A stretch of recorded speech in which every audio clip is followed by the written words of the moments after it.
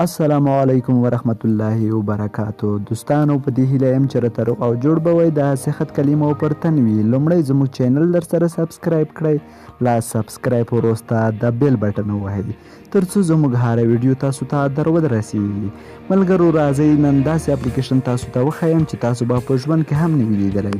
د فسبوک په اړه چې تاسو کولی شئ د ملګرو د خیرانتیا په خاطر جعلي پوسټونه جوړ کړئ چې هیڅ کله به تاسو داسې اپلیکشن نه وي لیدلی او هغوی به هم حیران وي چې دا پوسټ ما کله ترسره کړی دی. نو راځئ د اپلیکشن اوس په ګډه سره وګورو. پاک پوسټ میکر فور ایپ بی اپلیکشن نامه چې د ګوګل پلی سټور څخه تاسو انسټال کولی شئ. تاسو به لومړی دا خلاص کړئ، له هغې وروسته به بیا تاسو د ایپ بی پوسټ میکر خلاص شئ. صحیح ده؟ دلته چې کله تاسو ته دا خلاص شو ملګرو، نو بیا به تاسو پروفایل نیم کې د خپل دوست نامه ولیکئ. فرض کړئ زه اوس دا چینل نامه لیکم، خپل وطن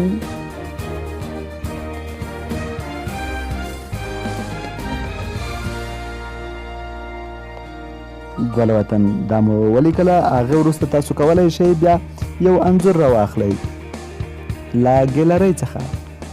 کله مو چې انځور راواخیسته،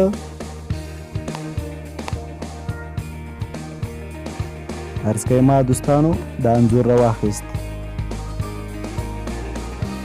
دلته به یې ډن ووهئ. بیا کله مو چې ډن ووهله اوس کولی شئ دلته تاسو د خپلې خوښې پوسټ ولیکئ. فرض کوئ زه اوس دوستانو لیکم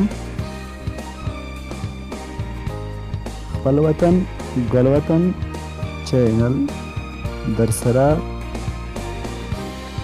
سبسکرایب کړئ.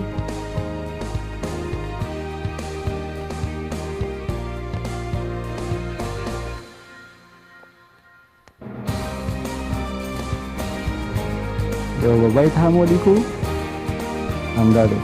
دلته بیا پریویسي ده، تاسو کولی شئ چې د هغه پوسټ فرینډز لا صرف لیدلی شي او که پاوډیس لیکلی شي. تاسو خو وینئ پریویسي هغه کې.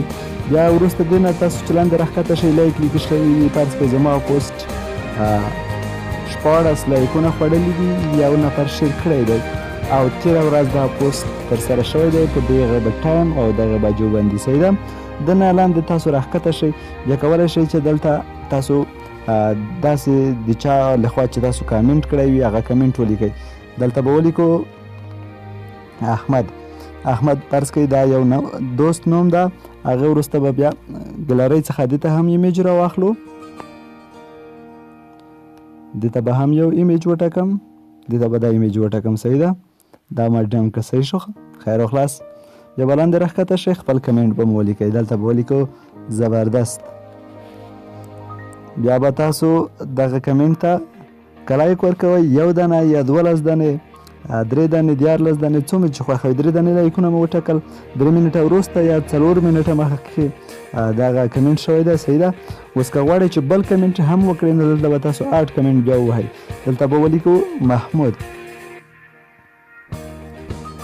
دلته به هم انځور انتخاب کړو له ګیلرۍ څخه. صحیح ده؟ د په لاندې تاسو راښکته شئ، دا انځور به هم یو وټاکو. صحیح ده؟ دا انځور مې وټاکله، ډن مې کړلو. ښه، دغلته به بیا هم ولیکو بیخي ښکلی دی. صحیح شو؟ بیا به دلته هم تاسو لایکونه ټکلی شئ. بس که یو لایک خوړلی دی اډ کمنټ به ووهئ. بیا به تاسو دغه وګورئ. اوس به وګورئ چې څه ډول سکرین شاټ جوړ شوی ده.